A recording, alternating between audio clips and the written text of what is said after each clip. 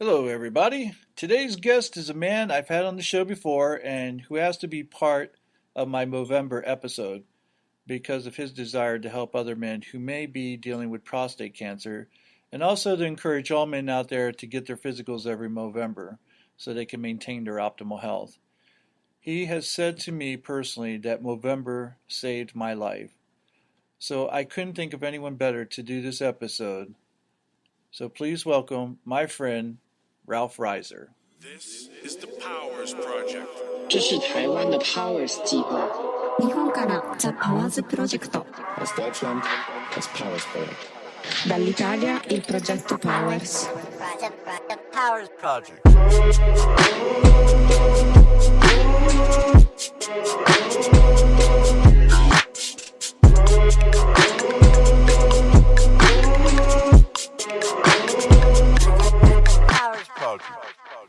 Ladies and gentlemen, here's Ralph Reiser. How you doing today, sir? I'm doing fantastic, Kurt. Excellent.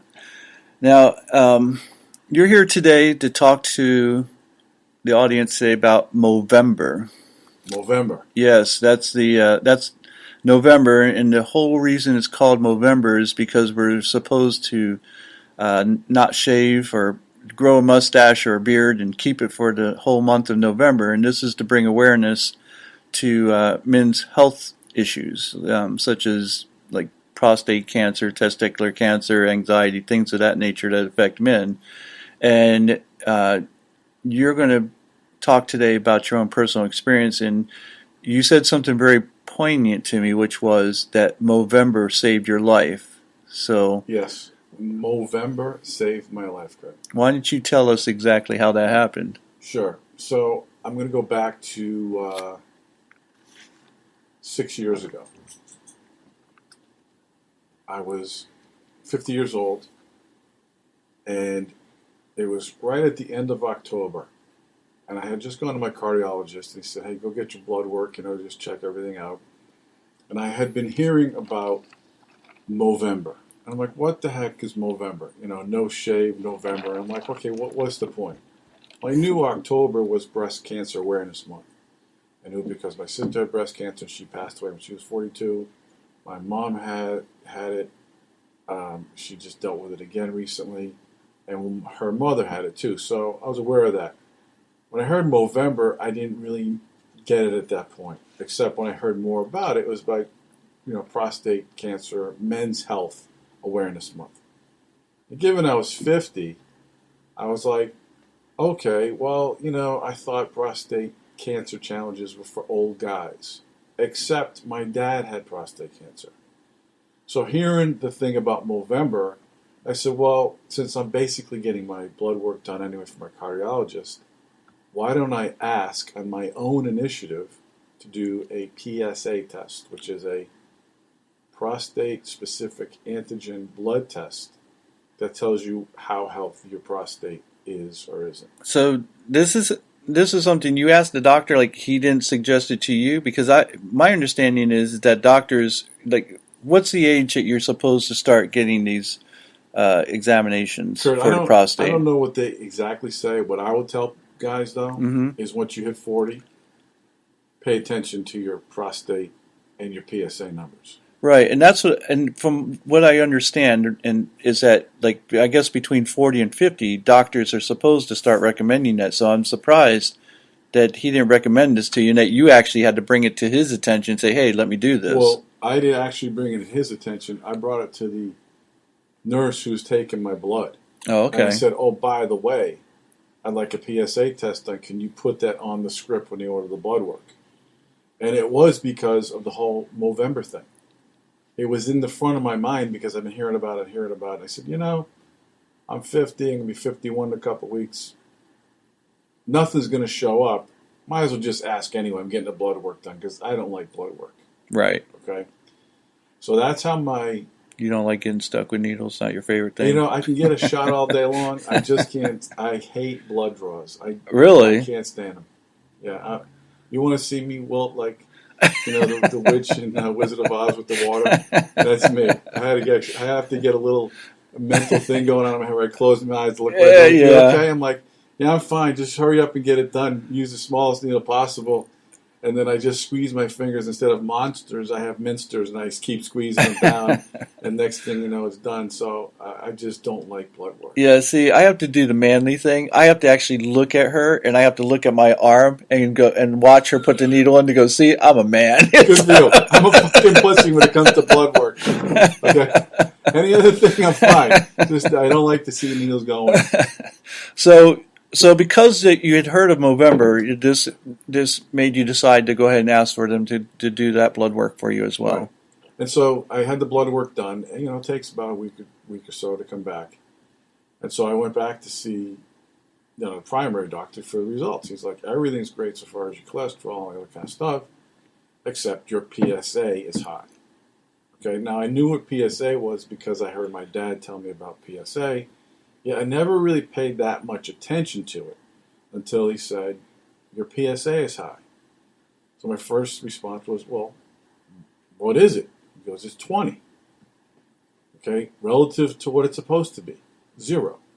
So at that moment, when he said that, I knew I had a challenge with my prostate.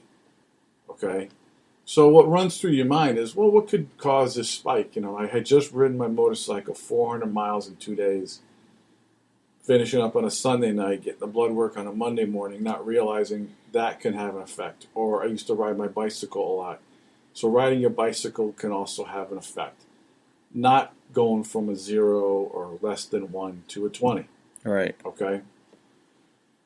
So that conversation kind of woke me up a little bit to say, hey, pay attention because something's not right.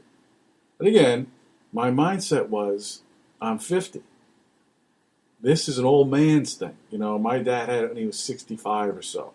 There are 20-year-olds out there thinking, they're going, yeah, dude, 50 is old. Well, I understand that. Yet when you turn 50, it depends on your mindset. Right, exactly. I'm 57, I still think I'm young. Right, Okay? exactly. So chronologically, though, I thought... Yeah, wait till you 20-fucking-year-olds get to 50, and then you'll see what we mean. Unless you're like us. Yeah, exactly. So then at that point, I was like, okay, I have to really pay attention to this. I'm aware of something's out of line. And then the next thing he said was, you need to get into a urologist immediately. Okay? And now when a doctor tells you that, you need to get into a urologist, and you hear the word immediately, then that means he feels there's some type of sense of urgency. So he recommended a guy, and again, you can go online like I did and see reviews. Well, the guy he recommended had very bad, reviews of his bedside manner. Okay? And I said, okay, he's not going to be the guy for me. So I ended up finding the guy for me. His name is Dr. Clayman. He's a urologist up in Maitland. And it's one of those things. I feel with anybody who's going to be tending to your part of your own self-care and healthcare, you better have a good relationship or have a good feeling with them. If you don't have that rapport where you can talk openly or even have some fun with them, it's not a good situation. Okay? So I met Dr. Clayman, and, the next thing that pops up literally is drop your pants, bend over, and you hear the glove go on. Now, I'm a guy who's like, bunghole's like a bank vault. It opens one way, out. Okay? And then it closes, and you dial it up, and it locks up till it's got to open up again. So, while this was going on Matt Lauer, before he got busted for being a fucking sex offender, he went into the doctor on live TV, and they didn't show him, getting a DRE. They had him covered up. And the doctor's cracking jokes up about, bending over. The doctor's having a great time. Matt Lauer's sitting there getting a DRE. Now, a DRE is a digital rectal exam, meaning a digit is your finger, rectal is your asshole. Exam is he sticks up your asshole and he's feeling around up there. Okay. He stuck it up there and goes, why are you... You're a complete asshole. Well, that's what happens. Everybody has fun at your expense.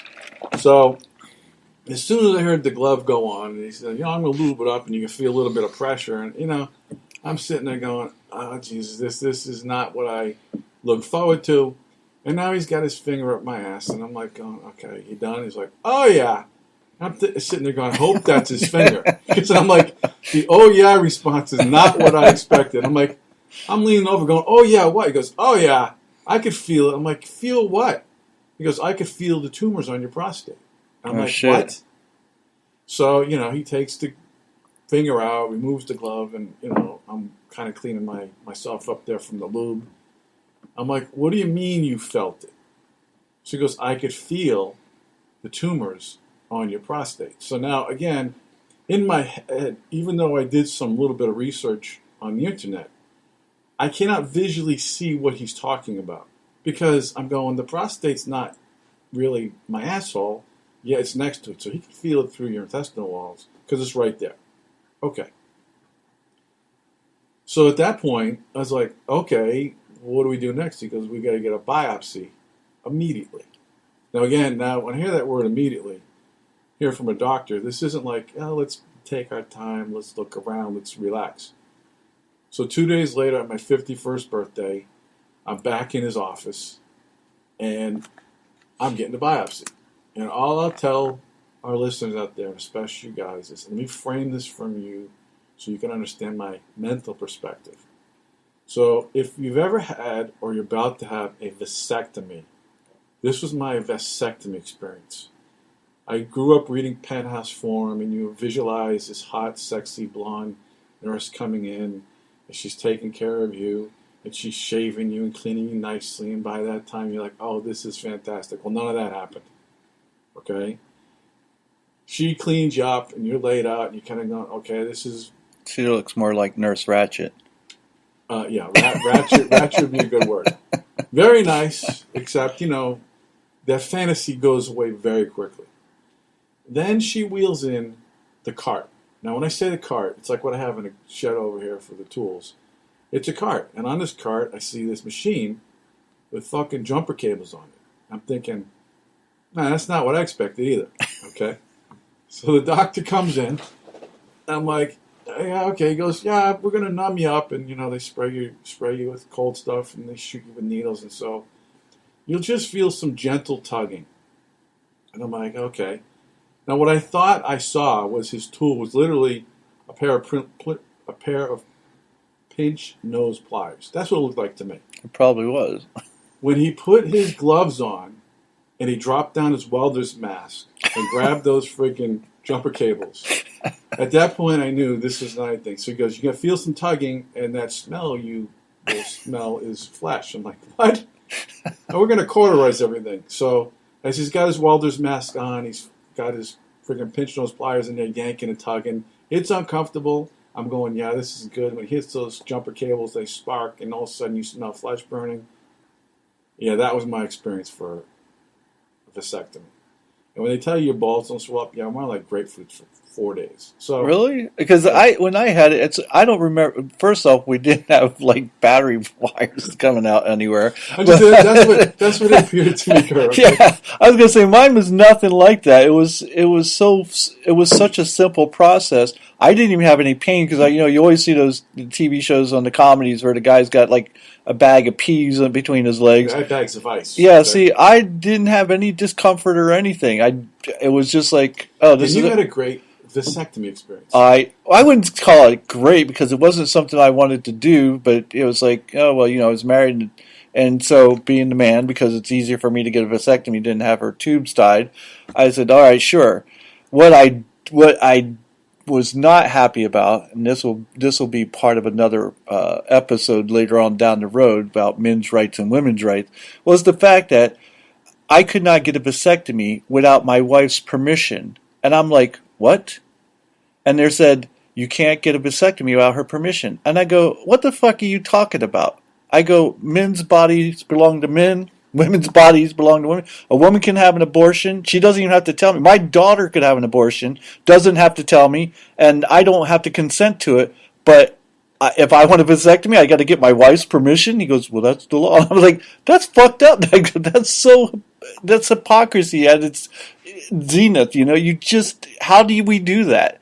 So I don't want to get off on that rant. But the vasectomy itself was a piece of cake. So for me, though, that's how it was. Okay? So I'm just telling men out there. fucking Okay. jumper cables. Okay. Okay. That So, was my vasectomy. Here's what I'm saying: is men don't get scared from getting a vasectomy because you think you're going to be torched. All right. So now let's go back to where I'm at next. So now I'm going in my 51st birthday to get my biopsy. So now, in the course of a couple of days, I started reading up real quick on what is going on because I didn't think this was at first that big of a deal. The more I read, the bigger deal it got.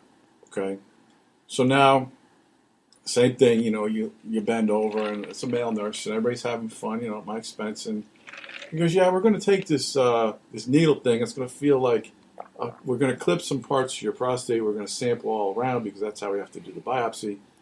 It's going to be a little uncomfortable." Okay, a little uncomfortable? Give me a freaking strap of leather next time or something to chew on because for me it was very uncomfortable. And it was this sensation of, it's this needle biopsy. So when they show it to you and you go, oh, that's not that bad, except when they're clipping it, it feels like they got a pair of bolt cutters up your ass, cutting away and chopping away in there. Okay? Right. And they take a sample of all around your prostate. So they're going in through your bunghole again, going through your intestine, and now they're sampling around. So they're moving this around. So it's uncomfortable. Okay. So at that point, I'm like, all right, well, let me see. I just had a biopsy 2 days after I had a DRE, which was 3 days after I had my blood work, which means I'm on a fast track someplace. So now you wait a week or so, whatever it was, for the urologist to come back. And they basically map out your prostate. So during that time, I said, okay, what am I facing? Okay. And as you know me, Kurt, I'm not a guy who likes to sit around and wait for things to happen. Right. I got to take action, make decisions, move stuff forward. And so what I was reading about prostate cancer is there's all different kind of approaches. Okay. There's the wait and see. That's not me. Okay. There's the photon. There's the proton. There's the chemo. There's the radiation. My dad had radioactive seeds, and it messed him up completely. He's had a lot of challenges, okay, since he had his surgery. And at the time, that was the best thing for guys. How old was your dad when he had it done? I think he was like 65, Kurt. And he's still alive today, right? He's 86. 86, so 21 years ago. So the thing was, though, and I didn't realize what the challenge is that when you have prostate cancer, specifically when you have surgery, you have a bundle of nerves around your prostate that has a direct impact on your ability to have erections. Okay? Yes. Never thought about it I thought just cut it out. I've had a lot of surgeries before, little things, knees, etc. And I'm like, okay, no big deal. Go in and fix it and be out. Well, this is different. So once I understood the mechanics of this whole thing, then I realized, oh, this is a different situation. Now, I also was making predetermined decisions. I said, I'm not going to do chemo. I'm not going to do radiation. I'm not a wait-and-see guy. I want to get this thing cut out. Well, you also have to be a candidate for a prostatectomy, which is when they remove it.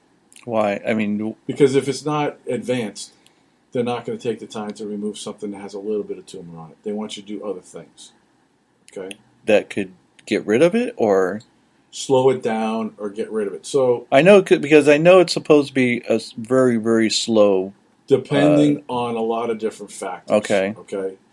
So what I understand is that when you get it when you're younger, it tends to be much more aggressive. Okay. Okay. Well, now, that might be because I understand testosterone is like feeding it candy, right? And so when you're younger, you have your testosterone levels are higher, so that might be the cause for that. Right. So a lot of factors come in. So given I was 51 now, I go, okay, I'm relatively young on the scale. Therefore, this isn't you've heard people say, oh, if you have prostate cancer, you'll die of something else before the prostate cancer. Well, it's not the prostate cancer. It's that those cells go someplace else and affect an organ or tissue or bone matter. And then you have major challenges. So you're saying that that it expands into other areas of your body. It can get to the point where you have like pancreatic cancer or something. It can go someplace else. Okay, right? gotcha. Okay. So now I'm paying attention. I'm doing a lot of reading on this. And I'm going, okay. So now what they used to do for a prostatectomy is they'd go in through your taint, which is the muscle between your asshole and your ball sack. And that's where a lot of guys would get messed up. So I started reading that the newest technology for surgery was robotics. And fortunately for me, the leading place in the country is right here at Advent Health and Celebration with a guy named Vipur Patel. And he teaches people, doctors all over the world, how to basically look at a screen with little joysticks and move these robotic arms with precision, super magnification, etc., to cut only what they can cut. It's minimally invasive. So they're not slicing you open anymore. So basically, I have 5 little holes in me where they went in with these arms and took it out. All right. So as I was reading this, I kept on coming across different people's outcomes. There's forums and things. And, this guy recommends this guy. And I said, I don't want to go to the person who's doing this on prostate removal number 7. I want the guy who's got the machinery, who's been doing this, who's the top of the food chain. Yeah, of course. Who is the leader, because all you need is one guy says, oh yeah, I'm great at this, and you're still in the experimental, his learning curve, as opposed to the expertise curve.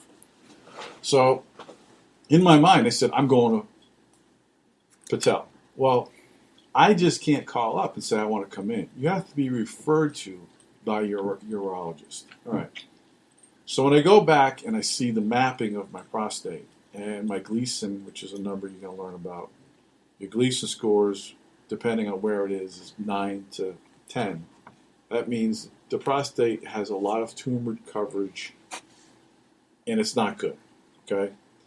So that made me a candidate for removal because it's now an urgent thing. If I let it go another year, chances are that would spread to some other organs, and then I'd be really in a very bad place. Right. Okay? So now I knew, okay, we got to get this taken out. So I said to my urologist, okay, let's get it done now. He's like, well, I got to refer you, and, it needs to take time. I'm like, okay, let's go. Let's hurry up, okay? What was the challenge? Why did he feel like there was some challenge that, why I have to refer? He can't schedule it. He's got to refer me to VIP. Okay. Okay, so he's a urologist. He's got to refer me to the guy who's going to actually do the work. Okay. So now I have an understanding of how bad the prostate is, getting a Gleason score of 9.5 and 10s, going, all right, so this is not something that is going to be anything other than a prostatectomy. So I asked him to draw me a map, and he took a little piece of paper and he drew it, what is involved. And he says, they cut it here in the urethra, they cut it here, they remove it, they cut out as much as they can to make sure tissue around it isn't contaminated. And then they stretch your urethra and they sew it back together.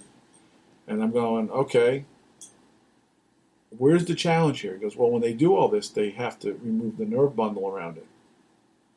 Oh. So when you remove and touch that nerve bundle or cut it, that's where you get disconnection between blood flow to your cock. Right. Okay. So, again, my primary thing was, all right, once I understood the cancer approach, and the second part was, okay, so now I got to think about the side effects or after effects of a prostatectomy, which, when you read about it, is your dick don't work. Okay? Right. You need to have pills and all sort of shit. So, okay, that doesn't apply to me. I got this.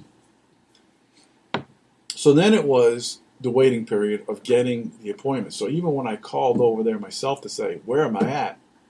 They're like, hey, we're working on it. We'll get back with you. So now, knowing my situation of the urgency to get this removed, I was like, let's go. So fortunately, I got the last appointment, office visit of the year, which was like December 21st or whatever it was, right before Christmas. And they shut down for 2 weeks. Okay? So I went in, and, there's a couple things that happen. They come in, they read you, all the negative outcomes. And one of the things I said to them, I go, I've got my own predetermined outcome. I don't want to hear this from you. And they're going to tell you all the negative stuff. And I finally had to say to the guy, look, go out in the hall. Talk to the wall. I won't listen to this. I'll sign whatever paper you want. I don't want to even hear this because in my mind, I determined I'm going to have a fantastic outcome. A fantastic outcome for me is they remove the prostate, they cut everything out, I rehabilitate my dick my own way, I'm going to have nice, powerful erections, and I'm going to be living cancer-free for the rest of my life. This must have shocked him because I'm sure he probably never, had to address someone like you before, to where you are confident enough to have your own mindset to go, I know how this is going to turn out because, as you and I both believe, that your mindset will set how things go, and that you can basically will things to happen the way you want them to happen. And I know a lot of people think that's mumbo jumbo shit, but it's not. It's I mean, we look at the people who are successful in this country. That's what they, or in the world for that matter. That's what they do. Is they have a mindset that they're going to achieve what they say they're going to achieve, and many people don't. Even professionals, don't understand that. Well, Kurt, I look at it as all mindset. Right. And when you read about a lot of health things, a lot of your recovery is your mindset. And a lot of the source of it sometimes could be your mindset too. Absolutely. So, it works both ways. So, yeah, I had to listen to that. I didn't accept it. I said, that doesn't apply to me. I am a special, unique motherfucker. That's my attitude in life. So I'm going to handle this, okay? So then Vip comes in, and he's super nice, and we're talking, and he says, this is very challenging. Now, when you have a top guy say to you, this is very challenging, then you kind of go, hang on a second. I thought you're the top guy in the world. Well, I am. I go, what's challenging about it? He goes, you have a lot of coverage, and it's very enlarged. So I said something real simple to him. You're supposed to be the top guy in the world. You up for the challenge? Okay, I have a question. Yeah. So when you say enlarged, is he talking about the prostate? The prostate? Yeah. So did you notice, and this is a question I want to ask you later on, is after we get a little further down the road, but did you notice that you had to get up in the middle of the night and use the bathroom more often or anything like that because your prostate was enlarged? Kurt, I had no idea. And the only thing I could tell you, the only symptomatic thing that I had, it wasn't going to the bathroom. It was this sensation I had. Now, if you can imagine a wrecking bar, which is basically when you got to tear down a wall or something, it's got a little hook on it. Mm-hmm, like a crowbar? Like a crowbar. Yeah. Okay, not that big, though. Right. Smaller. I would get the sensation in the middle of the night that would wake me up, that felt like somebody jammed a wrecking bar up my ass. It was pulling something about where and I didn't understand, I never put it together because I didn't think of it. It felt like somebody was pulling something towards my asshole. And it was painful. And I was like, okay, is it a gas pain or whatever it was? It would last for maybe an hour or two. You're a typical male. I mean, that's what we do. We sit there and go, we try to rationalize things, and we sit there and go, if I've had this feeling like you have this wrecking bar up my end, pulling stuff, I'm calling the doctor right away. I'm not sitting there going, I think it's gas. Well, I don't like going to the doctors, okay? Well, I don't either, but still, goddamn. It wasn't constant, though. It was sporadic. It was sporadic enough for me to notice it more than once, more than twice. It became, a regular thing. Now, I couldn't tell you every 2 weeks. It was regular enough for me to pay attention, going, yeah, what the fuck is that up there? Now, again, I didn't understand my own anatomy that way, so I'm thinking it's up my asshole. It's got to do with maybe a hard shit that's not coming. I'm thinking in those terms. Okay? Right, I gotcha. All right, so just keep that in mind. I felt like the wrecking bar was pulling on something, and it was painful, and then would go away. All right. And the only time I felt it was when I slept, probably because all the noise was turned off. It was relaxed. It was quiet. My body was relaxed. All right.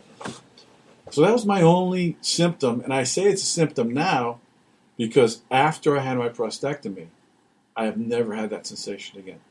So I know for me, right, that was the reason I was having that feeling. Well, I think it's important that you just stated that, because I'm sure there are other men out there who who have had that feeling or are having that feeling and probably sitting there thinking the same thing as you. It's like, oh, this is gas, or who know, or I have a shit that I need to take and haven't taken or something. And so if there's anybody out there listening and you have this, call your doctor now. It's and just have it checked out just to be on the safe side. Exactly. So Vip, get back to Vip. He said this is challenging. I said simply, "Are you up to the challenge?" And he looked at me. I said, "You're the top guy in the world. Are you up for the challenge?" Because I am. He goes, "Yes, I could do this." I said, "Great. I authorize you to cut wide and deep, okay, to get everything out." And what I mean by that is when you have something like this, and after he says it's large, that means you could have cells in the tissue around it that you want to get out of your body. So cut wide and deep. So anyhow, we agree, we get this. And so I determined for my own self, I said, given everything I read, 5 weeks after this surgery, is that enough time for full recovery? He said, no, my surgery was scheduled for January 21st. So I said, okay, February, March, April. April 1st, I'm going to have a full erection. Now, if I told that to these guys, they'd go, it's not possible. Because of all the negative outcomes they tell you, you're going to be taking Cialis or Viagra, you're going to have a pump, to pump yourself up. All right. So I'm going to do everything they can. I'm playing every ace that I can. And one of the aces I'm going to have is my own mind visualizing how my dick works exactly. So what I became also in this period was an expert on my own physiology, which I never had to before.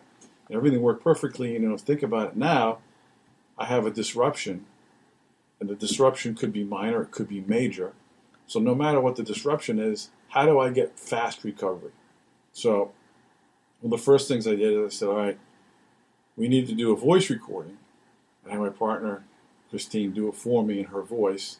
It basically had me visualize blood flow going into my cock. Okay, so again, let me stop you there for just a second, because that sounds like hypnosis. It is 100% hypnosis. Okay, so what got you going in that direction where you go, hey, I'm going to use hypnosis? Because I had learned since 2001 how your thoughts and your words that you use can have a direct impact on your physiology. So once I learned what hypnosis was, which is basically your own thought control, using visualization, I first learned how to have an erection without any other things other than specific words in my head, repeating them over and over, having a powerful erection. So there was basically no sexual arousal other than thoughts impacting the body. So I had learned that in 2001. 2001, I also learned how to use my words for teaching a person to become stiff and rigid, like an iron bar, lay them across two chairs and have somebody stand on them. Okay? So basically you're a practitioner of hypnosis. Yeah. Okay. And so when I understood how words can have an impact on the body, I said, well, I have to do the same thing. I learned how to clear my sinuses without anything other than me visualizing and going inside and draining my own sinuses mentally. Okay? So once I practiced this all the time, and then taught myself how to sleep with hypnotic recordings and stuff like this, I knew that was part of my recovery. So I had Christine, who's my business partner, record a recording for me that I listened to that would have me, before I had my surgery, visualizing blood flow. So once I learned how to get the mind and body in sync for an erection, that was half the battle, okay? Because I knew after the surgery, what I wanted to replicate was that same thought, body, psychosomatic response, okay? The other thing I did was I took 2 months off from work. I said, I'm taking 2 months off. I don't want any phone calls. I taught you guys about this business. I don't want to be bothered. I have to focus on me. And that was part of the benefit of my own business. I didn't have to put up with anybody's shit. Just said, I'm doing this. Because if I don't get myself back to total health, I'm not going to be good for anybody. Okay? All right. So now I'm doing a lot of pre-work, and I'm understanding this is what it is. I also set objectives for me. So I said, in 2 months, I'm going to have a full erection. I'm going to be fully recovered. I'm going to have no residuals. I'm going to be back to an optimal health situation. Okay, so you're using hypnosis to reach these goals. Right. So if I'm following you correctly, what you're saying is, it sounds like to me, hypnosis is like working out. The more you do it, the stronger it becomes. So while you may get results in the beginning with hypnosis, it's not like you can just do one session and then 2 months later you're fully erect or fully erect, Yeah. then that you have to continue to strengthen those neural pathways to where you think that way, and the blood starts to flow in those Exactly. areas. It was Okay. building that neural pathway, Kurt, that I never needed before. Okay, so I started listening to the recording in December. So I had 5 weeks to listen to this recording every day. Okay, And you did it every day. I did it every day. And I said, okay, because it's basically mind body, it's training, just like muscle memory. I go, I have to develop this neural pathway now, because after this surgery, it's going to be disrupted, and that's not a negative outcome. It's a fact that that's what happens. All right. So now I go in for my surgery on the 21st. You know, I was having my son, actually, we were filming stuff because we were going to make a little video called Movember Saved My Life back then. I go in for the surgery, and, you know, you go in, and, you know, you go to sleep, and next thing you know, you're in recovery, and you're up. They want you moving immediately. And that's because the more blood flow you get going to your hips and pelvic area, the faster your recovery. Now, you're in serious pain. So I'm down in the, hospital there, and I said, all right, I got to get moving. So what I set was objectives. If I could go around this little area, which was like a small little circle, I got to do it once. And then I got to stretch. I got to go to 2. I got to stretch. I got to go to 3. So I kept on going further and further on every time I'd get up and walk, which was frequently. You know, every 20 minutes or 30 minutes, I'd get up and get some movement, knowing that blood flow to the pelvic area was key to the recovery. Okay?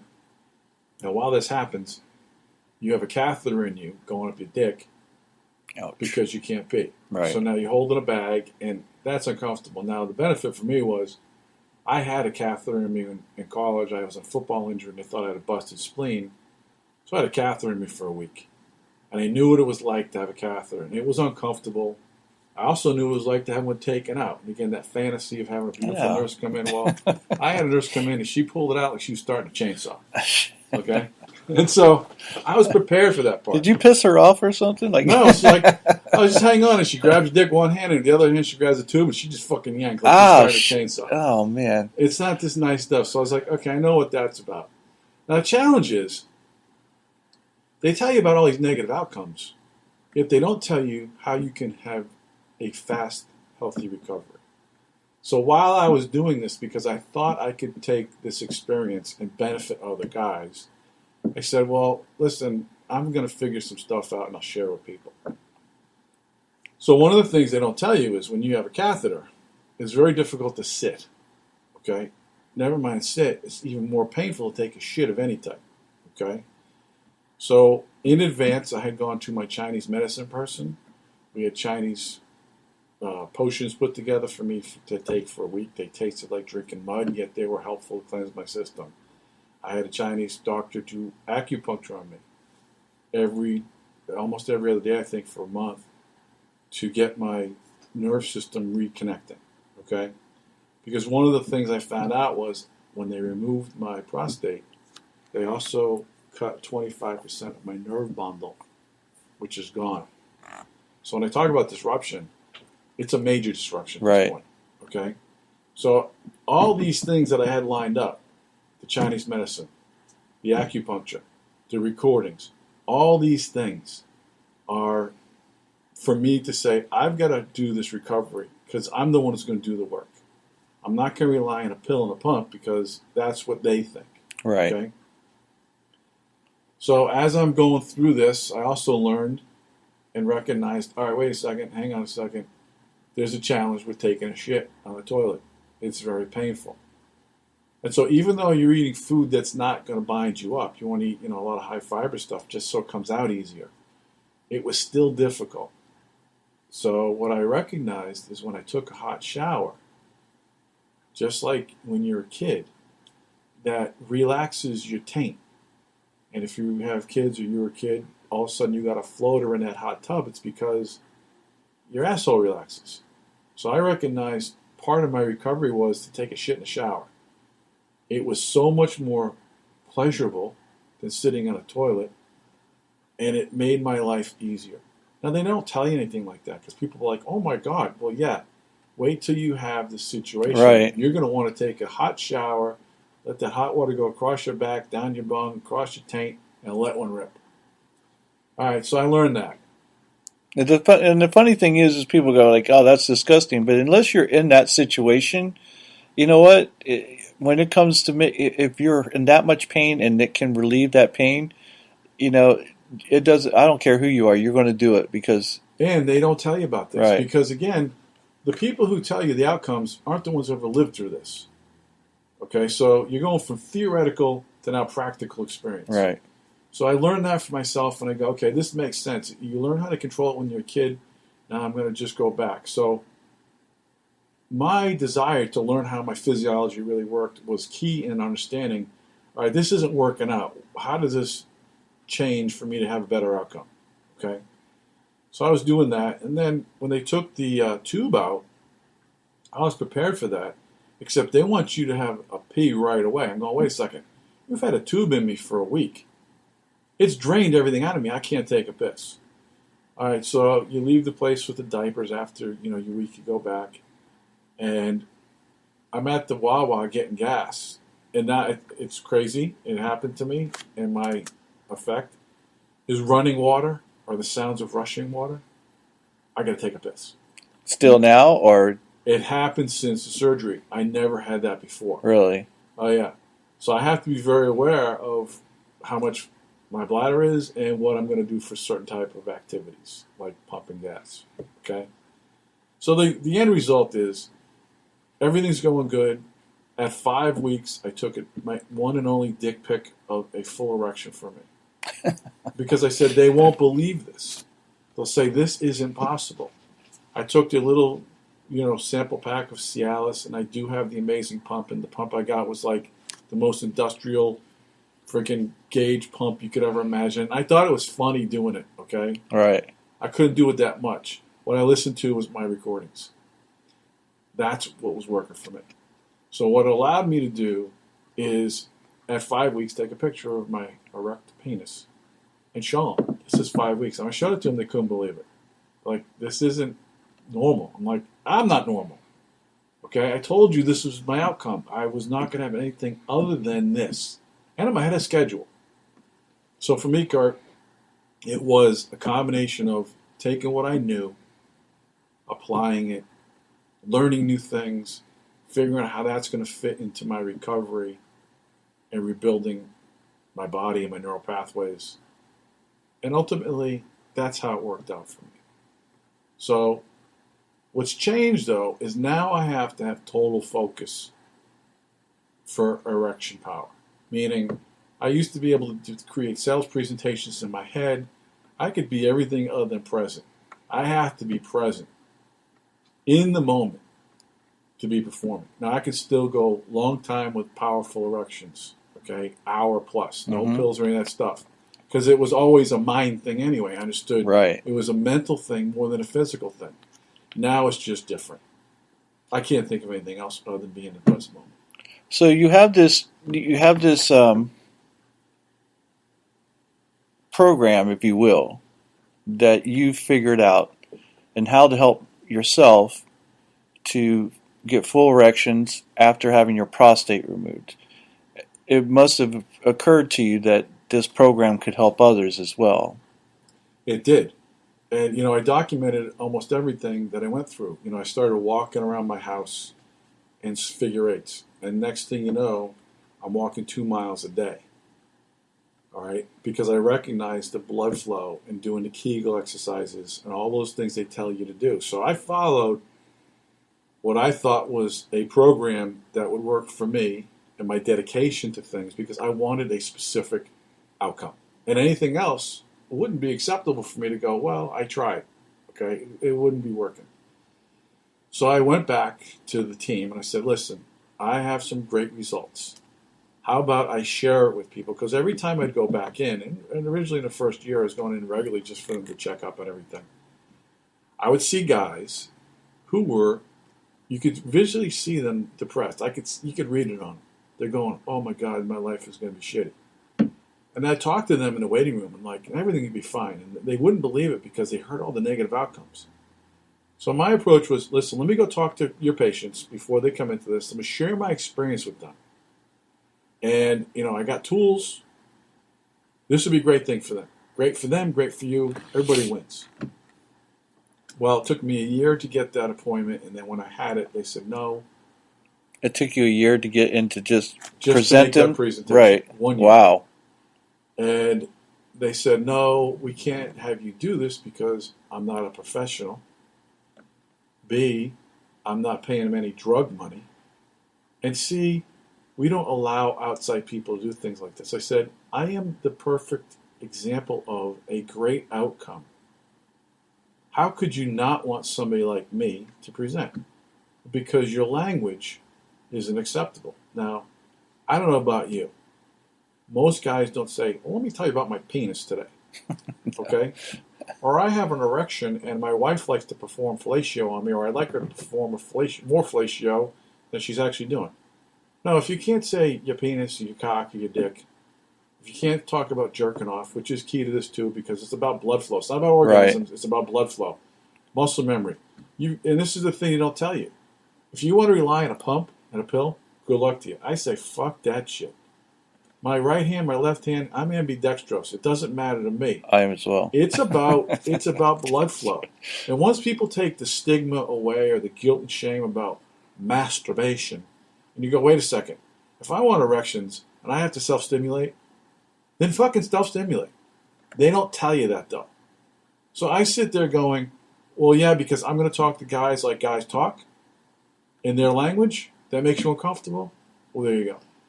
So it didn't go anywhere with them. And maybe this podcast will enlighten some guys to go, you know what? I picked up a few things. I'm facing this, etc.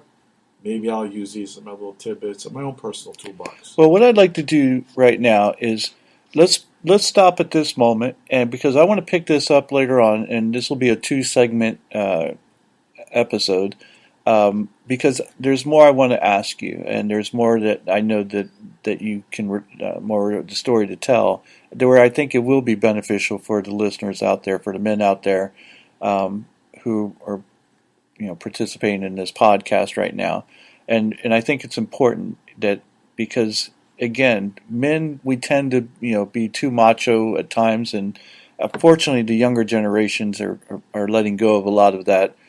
But still, a lot of the older guys, we're like, we don't like to go to doctors. We don't want to go to doctors. So we figure if we don't go to doctors, nothing's wrong. Right. Then there's nothing wrong.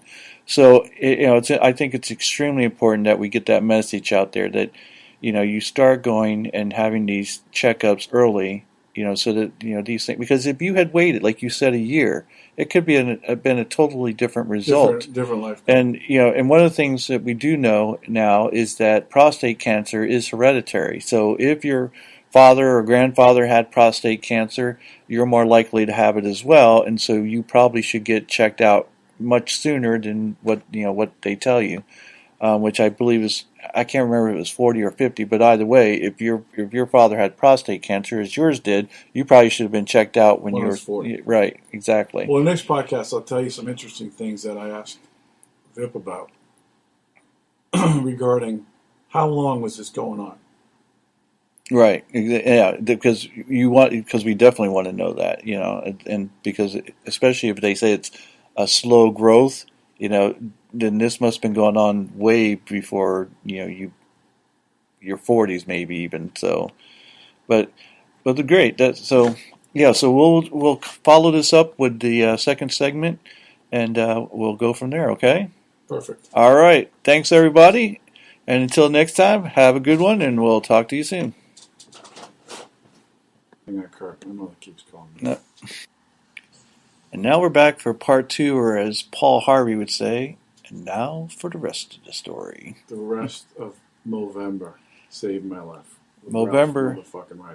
Movember Saved my life with Ralph Reiser. Movember saved my life, and hypnosis saved your erections. Mm-hmm. So let's pick up where we left off earlier. All right. So I told you basically my little pathway to having a prostatectomy. Yes. Okay. And now the rest of the story goes like this. So I was able to show the team my one and only dick pic of my nice, sexy hardcock erection. Right, and you said that they were not, because you kind of went into it a little bit and said that you presented this to them. It took a year Right. for you to even to get to see them, and then basically they just shut you down. They shut me down, Kurt, because again, according to what their response was, I'm not qualified. In other words, because I'm not a doctor or a pharmaceutical guy, and because I don't pay money into the system for peddling dope for the dick, I wasn't qualified. Plus, my vernacular, the way I would speak to regular guys, as regular guys speak to themselves and to their friends about their dick and such. They didn't like that. And I said, listen, the challenge you face is that these guys are going into a very scary time for them, although they're not going to admit it. Right. Okay? I see it on their faces when they come in, when I'm here to just get my follow-ups. And so they're nervous. And I said, and your approach is lacking. So would you rather hear from a pilot of how to fly a plane, or would you rather have somebody who's read a book on how to fly a plane? Okay? It's that simple. So I got turned down from them. And my objective was to, again, share this experience because nobody told me. And what if somebody did tell me about these steps that were available to me to think about? Would my journey have been smoother and easier? And I will tell you, absolutely. Okay? So a lot of it got down to, when I got done with it, I said, okay, well, I'm just going to focus on, getting back to my life. And that was very different after my surgery and after taking 2 months of total recovery and focusing on my recovery. That's all that mattered to me. So one of the big changes that happened to me is I had my own company for 27 years. When I got done with that recovery, I was thinking about a lot of stuff, and one of the things is that when you can read about what they tell you about your outcomes, okay, with a Gleason score of 9.5 and 10 and stuff, they're not really positive. So I said, well, in the event that life happens quicker and my clock runs out at quicker time, what would I want to be doing? And that's really, it was really like a soul-searching time too. So one of the things I realized is the business I built and I loved so much and I worked so hard on, it was not fulfilling me anymore. I was dealing with much more bullshit than I ever wanted to deal with. I was doing non-productive things just to satisfy other people or fill out reports and such. So I said, is this what I want to do for the rest of my life? However long that is. And it came to me very quickly that it was a no. Okay? Now the whole thing with this experience inspired me. I said, look, people need help. And guys are going to need help to deal with this. So since I had this success, which I put back to the team of people I worked with, okay, that helped me with the medical side of it, and my team, which was me and Christine doing the hypnotic part of this, I decided that was really where I wanted to continue to do my professional life, somewhere involving the hypnotic part of the mind and the body.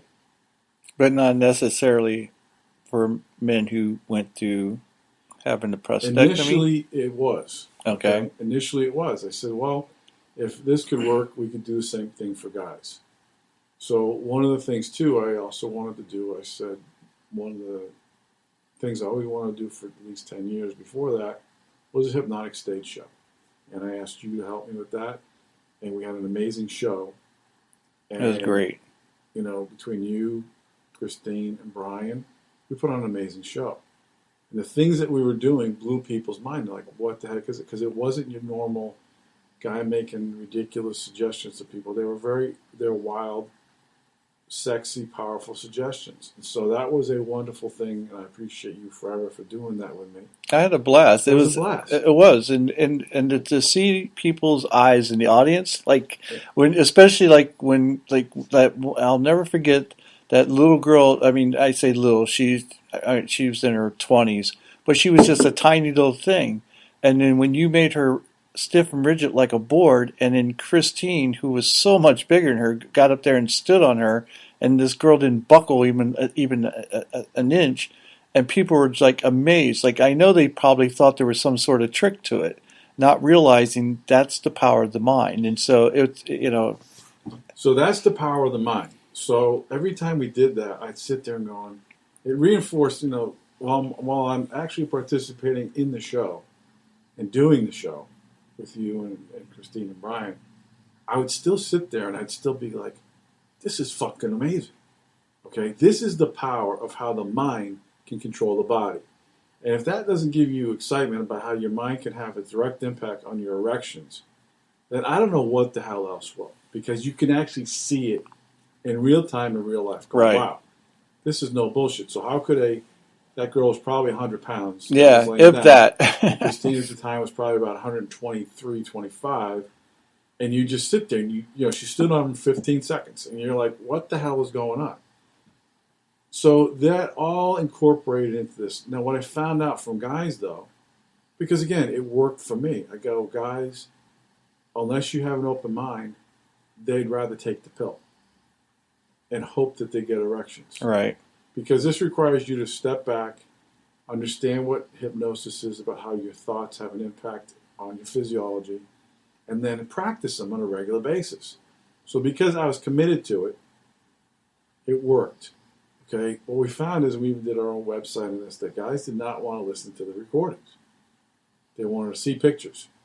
Then they wanted to see videos. I'm like, no, we're not going to do videos. So that kind of led to, okay, well, where is this going? Now, in the meanwhile, I was working with Christine on the Women's Orgasm Power Program with Grow Bones. And that also was relative to hypnosis, of teaching ladies how to turn off all the distractions, focus only on them, just visualize the blood flow and understand what their clitoral system looks like, use the bone for orgasm power. So that all kind of came into play during the same 1.5 year period after my surgery of going, okay, where is this all going to go? So for me, it wasn't a life-changing event to have somebody say, like you hear all the time, oh my God, they said I have cancer and my life changed. That wasn't it for me. That was just another challenge that there was a positive solution to and a positive outcome someplace. Right. The big thing for me was literally changing my life, my livelihood, my career, what I was going to be at that point. So Completely. all right. So you talk about changing completely. So what changed in your life? So you're sitting here saying that you had this company and you're going to walk away from it? Yeah. So this company that you built, you just said, I'm done. What I did was I talked to my dad, who was, we were in it together for 27 years. And he knew even before this whole thing came out, I was getting close to the end. It was, I was at the top of my game. There was not much more for me to achieve. And you take the money thing off the table, it was, what's the next thing for me to grow to? That was it. I couldn't find anybody that I was able to look at them and go, well, they're better than me in certain areas of things. I didn't see it occur. So the business I was in, I was like, okay, I'm maxed out. There's no growth for me here anymore. And do I want to be in this situation for another 5 or 10 years? And I go, no, because I'm bored. Okay? So what it required was to sell off a very comfortable life, beautiful house, custom home, and all that other kind of stuff, and work through some challenges and etc. And knowing that when I got back to starting over, it was a very comfortable place for me because I did it before. Starting over. I said, yeah. It's just like, I'm starting out when I was 26 years old, and I'm at least now I have all those things I learned over the years. I don't have to learn them again. I know how to do a lot of this stuff. So now it was just saying, I need to have something, and this was the other part of it. I go, okay, the frame for me was, if I had 10 years, What do I want to be doing? And so I needed a very big challenge. That's what it gets down to. Now, the challenge is there, the opportunity is there.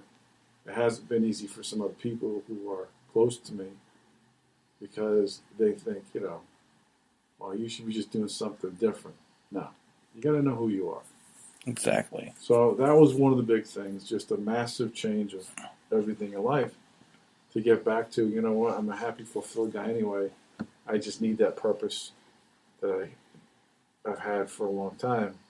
That you wake up every day saying, I have a major purpose, I have major benefits for people, and we've got to get going. And I don't, I know you understand, and, because we're two peas in a pod, but, that can't be overstated enough that when you get up in the morning, you have a purpose and like you look forward to the day. You don't dread, getting up and going, oh, I got to go to work. You look forward to doing the things, the thing that you have found that brings you happiness, that brings you joy, that brings you passion, that you have your heart into, and that's so much different than. I feel bad for those people who go out and every day have to get up in the morning and go to some job they absolutely hate. And it's not that you haven't been there, and it's not that I haven't been there. I think the difference is that the mindset that we take into those jobs. Like I've had jobs where I seriously, like when I say I had the shittiest job, I mean I had the shittiest job. I had to clean out porta potties. I mean I had a job where I went around and cleaned out porta potties on construction sites. There's not really too much that's shittier than that, I mean, maybe if you had to shovel cow manure or something, or out of a barn or whatever, but I never hated that job. I never woke up in the morning and go, oh my God, I can't believe I'm going to do this, because I didn't look at it like that. Instead, I looked at it, this is a stepping stone. This is going to get me to where my next level where I want to be, so that I can continue to progress and go and do what I really want to do. And that's exactly what that job did. It gave me the ability to get to where, I could become a personal trainer, have my own business and make a great living at it for over 20 years. And, and so if I had gone to that job every day looking at it like, oh, this is a shit job, I hate this job, it's likely that I wouldn't have lasted and I wouldn't have reached my goals, because I was looking at life as being miserable instead of looking at it as being grateful for having a job that was paying me good money to do what I did, regardless of what it was. It was an honest living, and because of that, I had no issues with it. Well, Kurt, I agree with you 100%. I think it's all about your attitude. Definitely. Because my whole life, I've either done things for myself, or when I did have jobs with other people, I loved what I did. I would say I had one shitty job in my life, and it was a dishwasher job. I went to apply for a cook's job because I had great cooking skills when I was young. And because I never had a professional job as a cook, they said start as a dishwasher. Okay. I did that for 2 weeks. And it wasn't for me. I'm like, make me a fucking cook now. I've done the dishwashing. I'm wasting my time over it. Let me go cook some burgers and shit. Okay. So the thing was, I quit that job. And I think when you step back. But see, that's not a job. See, that was the difference, though. You said, this isn't for me, and you left. I did that one time where a buddy of mine, he talked me into, he goes, dude, he goes, you can get up. He goes, we make so much money in construction. He goes, you don't have to. I go, I don't know how to build anything. I don't tear things down. I don't build things. And so he's like, you don't have to build anything. You just do this. Like, I go, okay, fine. I get up at 5 a.m, which is like 5 a.m. What the hell? So we could go eat breakfast and then go to the site. We go to the site. This guy wants me to put freaking fiberglass. Now in Florida, where it's already 80 fucking something degrees at 7 o'clock in the morning, and he wants me to put fiberglass up. I made it till 12 o'clock, and it was lunchtime, and I go, yeah, I'm not going back. And I go, and the guy's like, well, what do you, I go, you don't even have to pay me. I go, this isn't for me. And so For some people that's great, but for me, I was like, no, this would be if I kept this would be something I'd wake up in the morning like everybody else, go, oh fuck, and I hate getting up and I hate going to the show.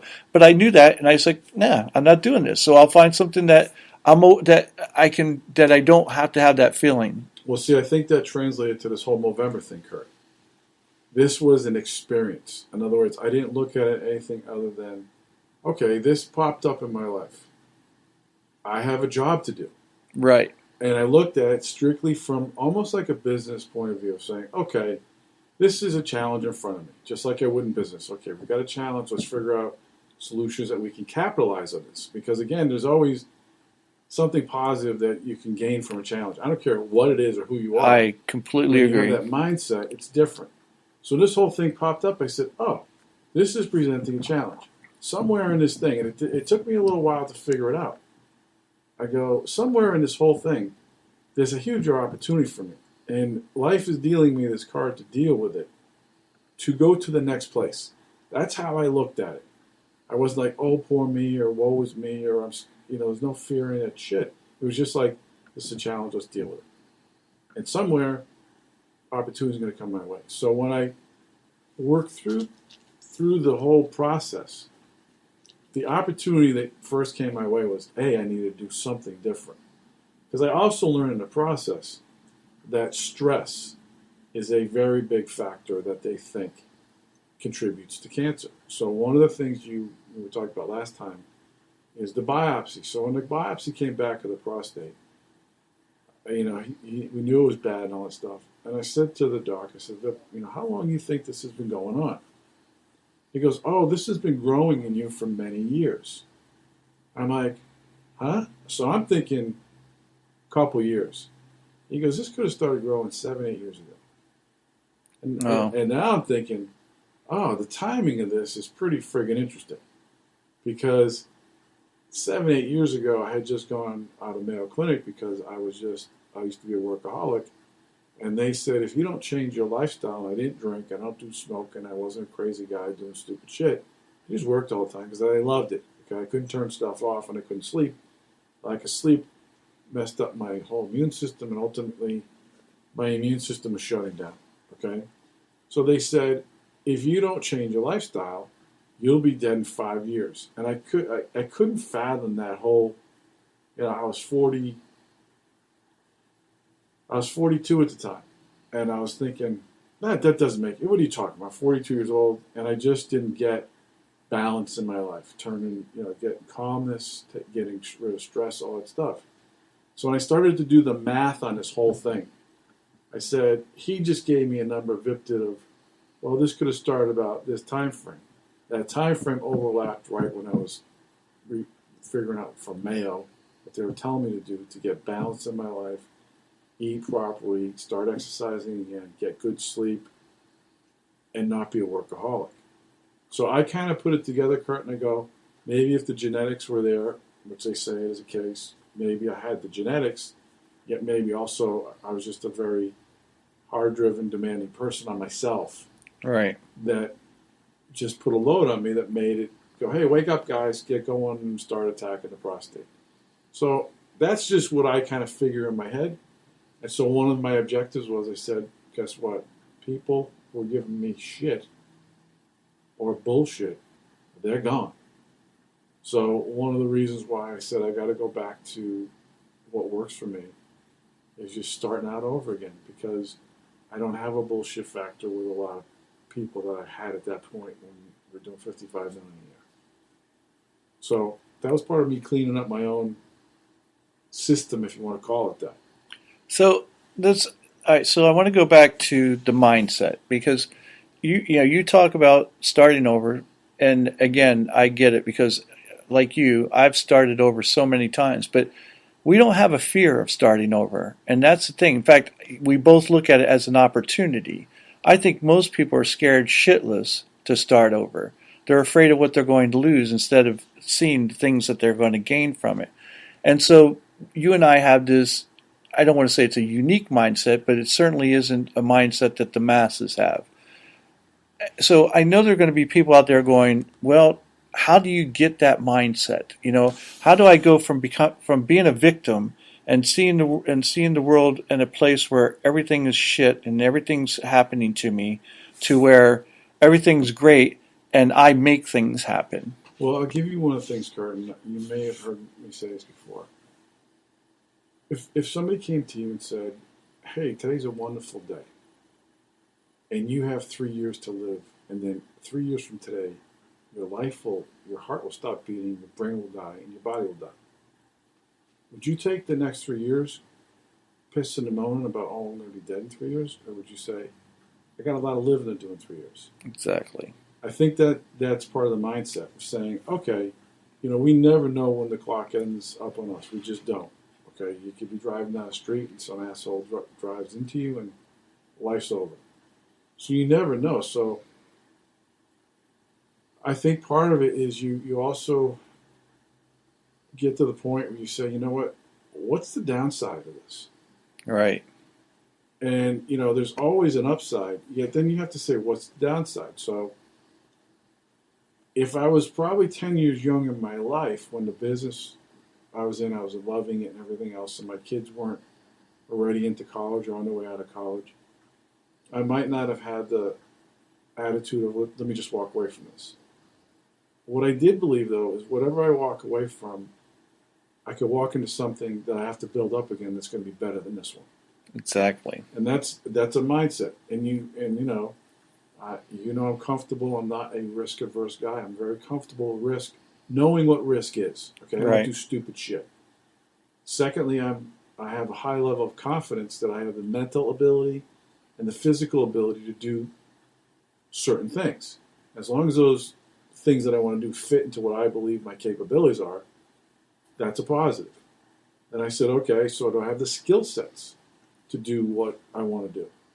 So when I started putting my inventory, my personal inventory sheets together, I said, here's all my strengths. This is what I do really well.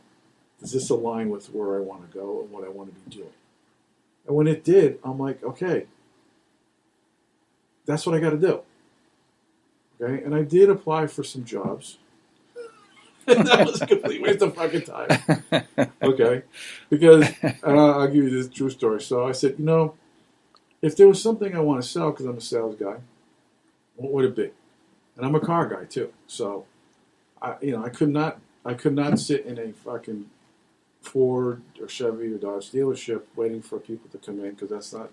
I got to go out and get stuff. Okay. Yet Tesla excited me. Okay, so I went over to the showroom, and I listened to these young people who didn't know shit about cars making shitty presentations to guys my age at that time, who are hot rod guys, Hot Wheels guys. And they're talking about this and that. I'm like, this is terrible. So I applied for a job. Didn't get a response. And you got to fill out a form that goes to Tesla headquarters, to the HR, and all that bullshit. Okay. So then I heard a manager in there who was absolutely fucking terrible. Okay. A disaster. And I kept on going in to learn more about Tesla. I go, wow, I'd love to sell these. So I go back and I go, listen, guys, I need to talk to the general manager here. Well, he's not here anymore. What happened? He got fired. I go, he should have got fired. Who's the new guy? Okay? Because I knew they were looking for a general manager. Kurt, they would not even come out of their offices to talk with me in the showroom. Wow. And at that point, I said, if this is the company culture, I couldn't work here anyway. You listen to this, Elon Musk? Yeah, it blew my friggin' mind. Okay. Well, that's just a testament to how wonderful the car is. Because if the car was just average like every other car out there, they would go under. So that's just a testament to how amazing that car is. Except for one thing, one of the guys who they brought up from West Palm, he goes, "We really don't need good salespeople." I was like, "Oh," he goes, "Yeah, this car sells themselves." I go, "Nothing sells itself." Right. Okay. And when I heard stuff like that, Kurt, and this guy was trained, and and I'm like, yeah, even if they did hire me, I would get fired within the first 24 hours. They're like, this guy's a fucking sales maniac. So I realized too that, when you work for yourself for a long time, I think structurally in your body and brain, you have to be doing your own thing. You Yeah. just can't go back and work You for can't. somebody. I could never. I could never. There's a couple things I say, and they tell you never say never. But there's a couple things I don't think I could ever do. One is I don't think I could ever work for someone else again, because as we get older, they always say, your ability to deal with bullshit becomes less and less. Yeah. And I think it's like especially when you work for yourself, it definitely because you've worked for people who are idiots, and you go, this is so much bullshit, and you just don't have it in you. You don't want to handle bullshit anymore, and you don't have to because, like you said, you have a skill set that you can go do whatever the hell you want, and you don't have to deal with this. The other thing is that I said I would never like if I lost everything today, I would find a box and live under a bridge before I would ever ask anybody in my family if I could stay with them. And it's not anything against my family. It's just that I'm used to living by my rules. And I'll be damned if I'm going to go ask someone to let me stay with them and have to live by their rules. I'd rather live on their bridge. I really, I would like, I'll find a little spot, find a little blanket and a cardboard box, All right, and so we'll be what good to you go. just said, and again, go back to what I said about Movember. I looked at this very similar how I look at business and how I make business Right. decisions. So this was not emotional at all. It was literally systematic. The emotional part was when I did my inventory sheets of myself, my personal inventory sheets, going, what am I now? Who am I now? What is it that I want? And once I started putting those things together, it was easy for me to go, okay, for me to get from where I'm at now to where I want to be, I've got to make a lot of changes. I've got to walk away and give up stuff. So even though I walked away from the company, I offered it to two of my guys, and I was going to give them the company, and then they just got stupid. They started doing stupid shit things, and I said, "We gave you 60 days. Today's day 60. You didn't put it together. We're closed." Yeah. And so it was one of those things, Kurt. Do you ever have regrets, or do you think that, like for you, for health wise and everything else, that was that was the right thing to do? I walk look away back from and it? I go, yeah, has it been a challenging 5 years of starting out over? Yes, it has. Has there been some heartache and some pain? Yes, it has. Yet, when I pair that with, do I feel like I'm in a better place? I'm absolutely fucking better. Because if I kept on putting up with that bullshit that I was putting up with, and the people who were putting bullshit my way, I would have been a very unhappy person, and I probably would have burned some fucking houses down in the process. Yeah. Because I would have said, I would have said straight up, I don't need you or your shit. When you have customers that are, billion-dollar customers, they're probably not going to take lightly. They're not going to embrace that concept. So, given all the stuff that I was, my life at the time, I go, yes, it's different. Yes, it's challenging. And you know what? I'm somebody who needs these challenges. So, from that perspective, that was the biggest change. And then from a, staying healthy, you know this, I work out with you occasionally. And I had to recognize that, I just can't do the heavy weights like I used to because I got to do more. And my body just can't take it. Well, see, that's part of your competitiveness, and that's and I was going to talk about a little bit about that, but I didn't want to get too far off of the topic.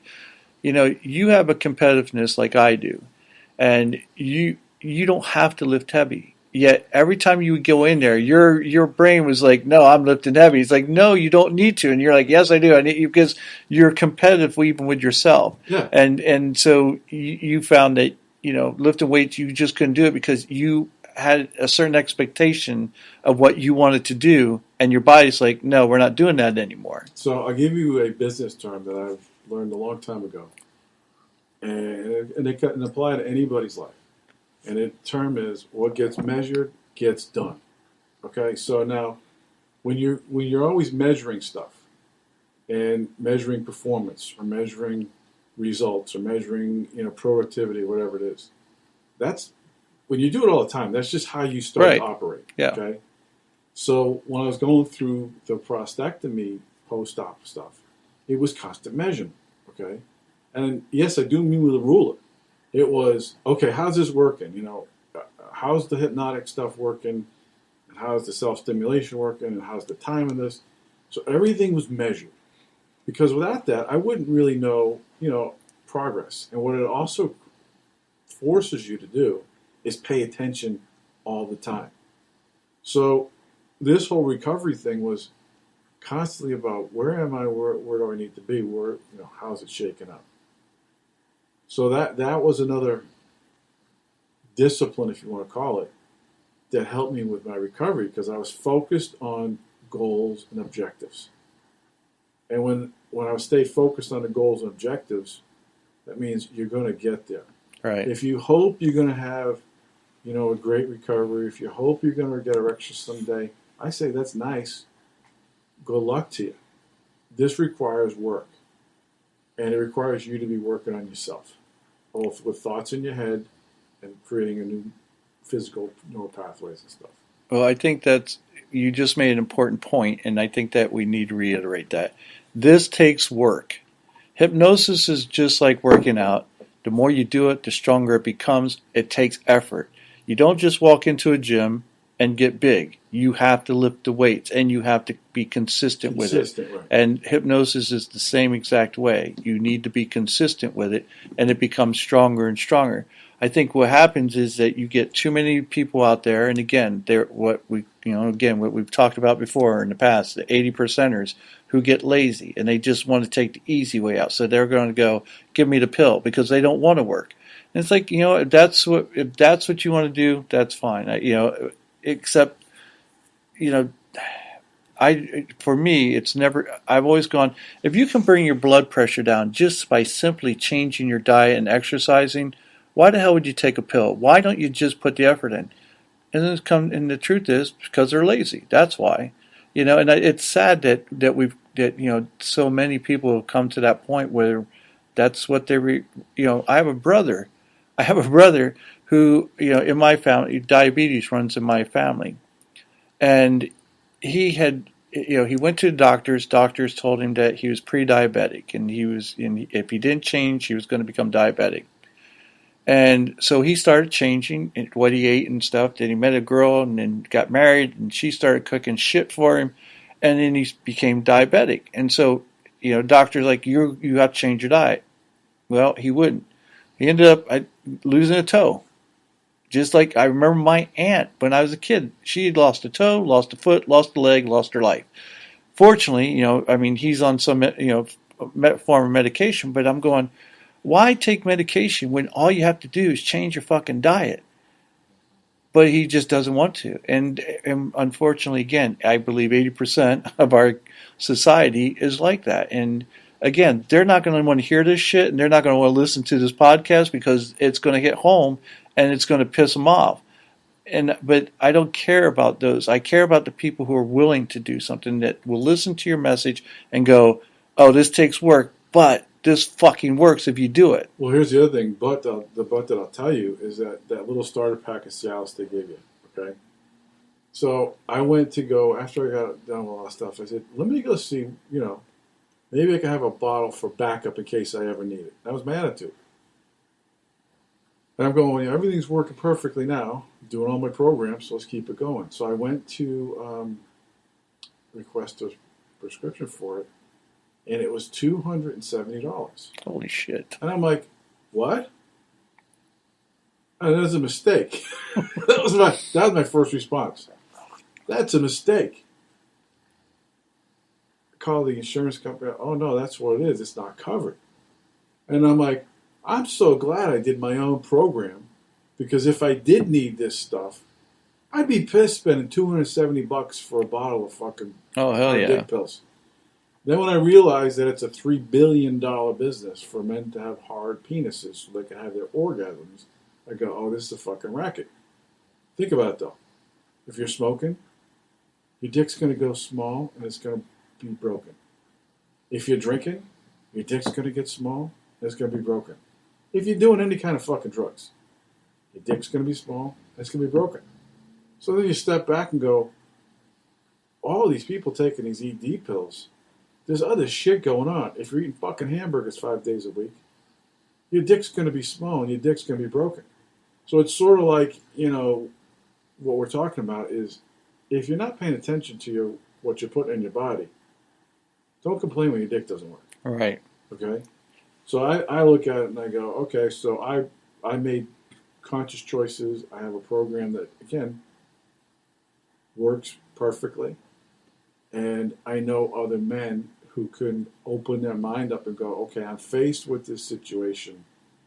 There are other things I can be doing other than, if you have to get a prostatectomy or if you have any of the therapies they give you, other than thinking, okay, my dick won't work. Because what was really blowing my mind is when he told me also that 25% of my nerve bundle was lost. That even made my belief even more powerful. Because I told you that the prostate was very large. Because of that, they had to cut out nerves. So you're going to talk about a major fucking disruption to your cock? I had that. So right now, every male listener out there who's gone through this or has issues with ED, they're going, all right, what the fuck is your program? My program is very simple. Okay? Number one. Wait. They're not. I don't think anybody's waiting for you to give it to them. I think they're waiting for you to sell it to them. I'll sell it to them, and here's the thing, though. If you don't understand what it is, you won't be buying. So number one, part of the program is understanding where you're at. When I say you got personal inventory, you really got to look at yourself about what you're putting in your body.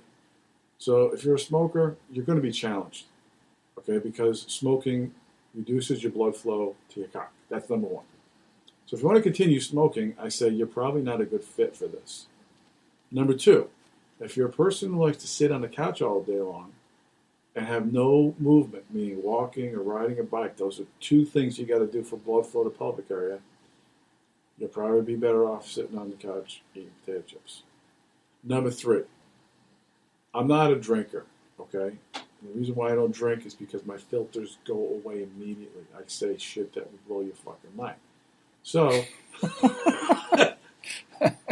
I don't drink unless, the new rule is unless I'm with my daughter having a good time someplace like Atlanta, spinning up in Alpharetta, Georgia or something, then it's all bets are off.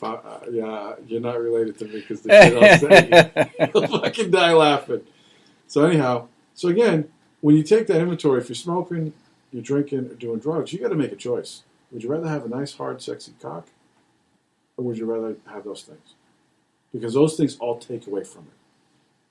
So then at the next step, you say, okay, I want to have this, and you got to think differently about what you do. So if you're not willing to take those walks every day, regularly, every day, if you're not willing to change the food you put in your body and go to lean and green or meatless, whatever you go to, or if you're not willing to say, you know what, I need to have self-stimulation on a regular basis, then that's not in my program. My program is eat well, exercise regularly, and play with yourself.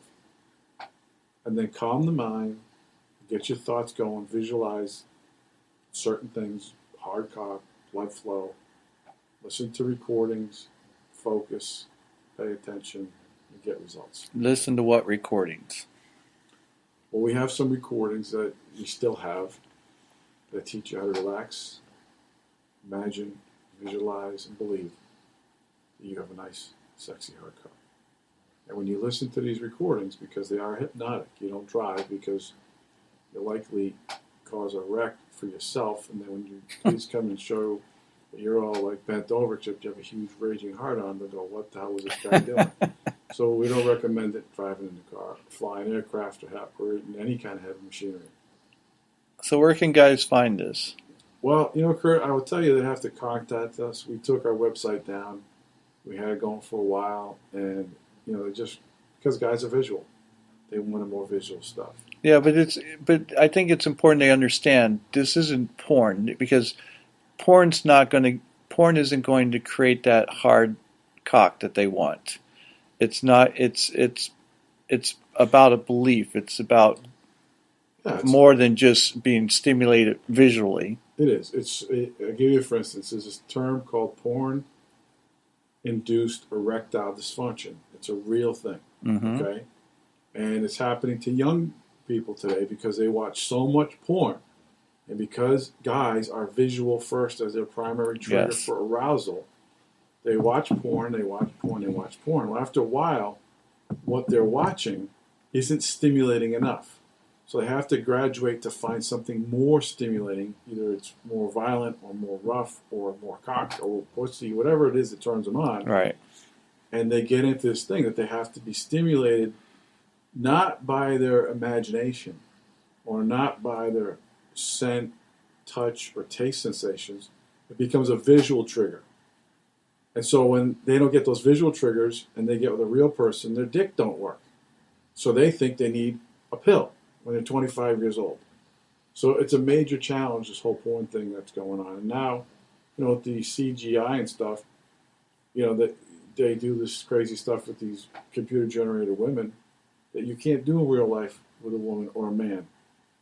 You can't bend them like a fucking pretzel. Right. Okay, you can't do all this crazy shit with them. So anyhow, we do have some tools, Kurt, for guys who are interested. They're oriented towards the heterosexual guys. Okay, the voice track from Christine is very suggestive and very sexy. And I will tell you, you listen to it, you'll get rock hard stuff. So how can they contact you for those who are interested, for those who want, and again, it's important everybody understands, this is work. This is not something where you just sit back on your ass, you listen to it, and you fall asleep and think, oh, it'll sink into my head while I'm sleeping. So what I would say, Kurt, when there's a guy out there who is either facing a prostatectomy or has had a prostatectomy and is not happy with their outcomes, I'd give you my email. It's Ralph, R-A-L-P-H. Little @ mesmerizer, MEZMERIZOR.com. Send me an email, and then we can have a conversation. And I most likely would want to be able to talk to you on the phone so I could get to what we're really talking about. I'm not interested in emailing 50 fucking emails and saying thanks a shitload. Right. It's have a conversation of where you're at, where you want to go. You understand where I'm coming from.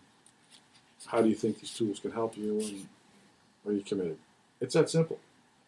So before someone contacts you, like you said something earlier about, taking stock of yourself. And Take inventory.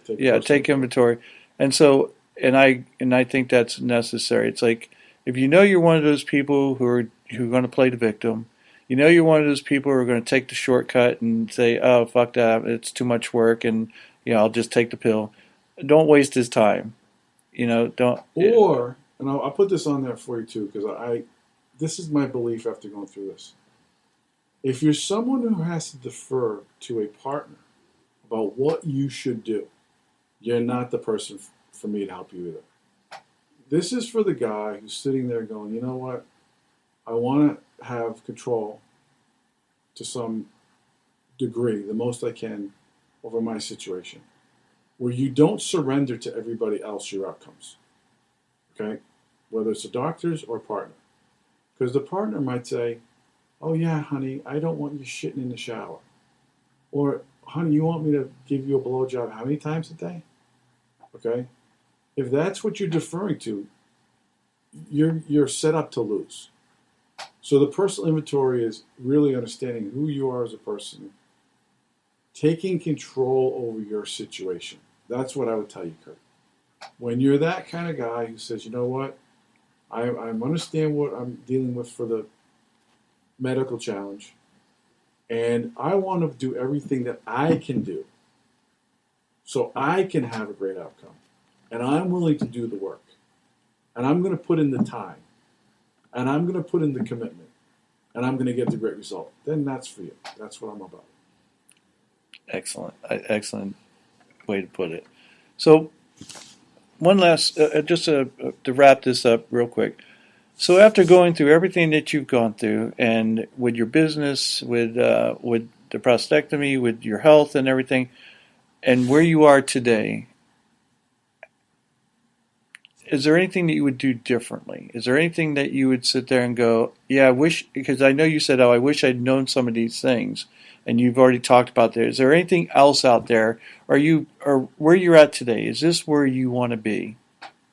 Kurt, I would tell you where I'm at today is beyond where I want to be. Okay.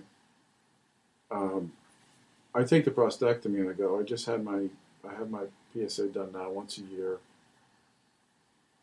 in October. Okay. So I get the blood test. It goes over, and now, I can go in the portal. Yet they still want to see me now because if I don't go to the office, they don't make their $175. Mm-hmm. All that kind of shit. Okay. So it's a zero.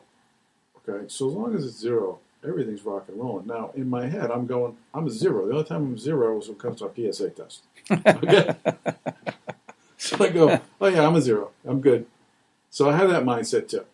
So I don't have a thing that says, oh my God, what if it comes back? You can't have any of those thoughts at all. I say, we took care of what we need to be taken care of. I'm a zero in that area. Everything else is a 10. Okay? That's how I look at things. So I look at that and I go, does the cock work right? Yeah, that's a 10. Now, the difference is I have to pay attention and be present. Okay, that's fine. Am I happy?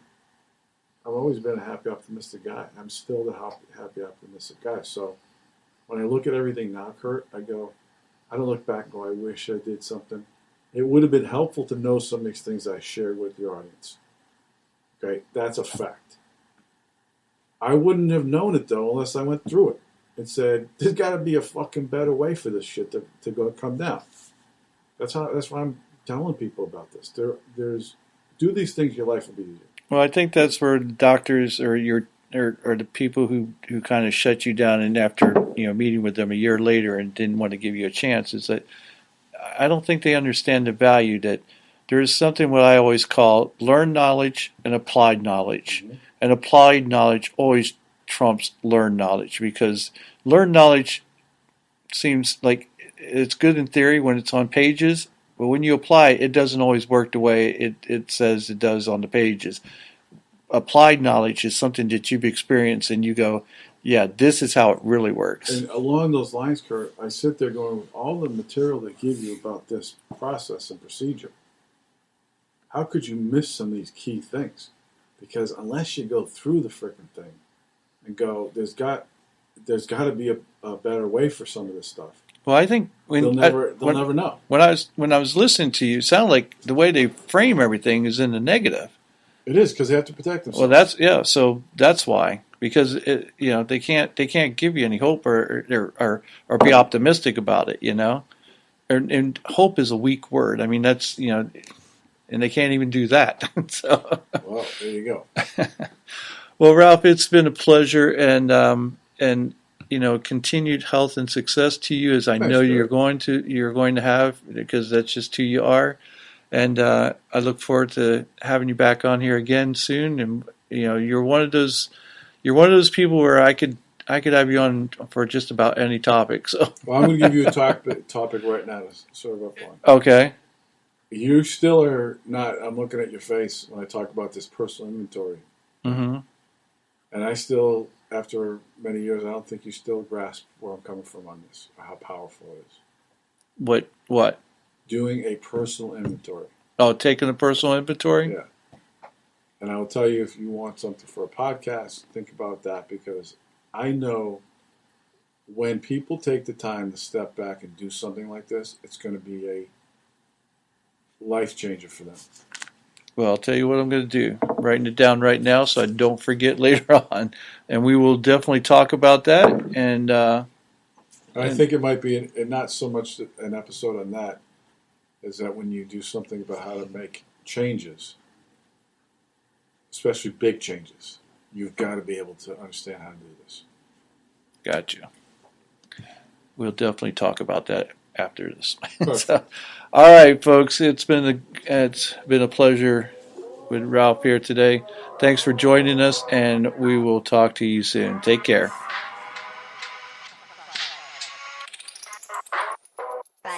The Powers Project.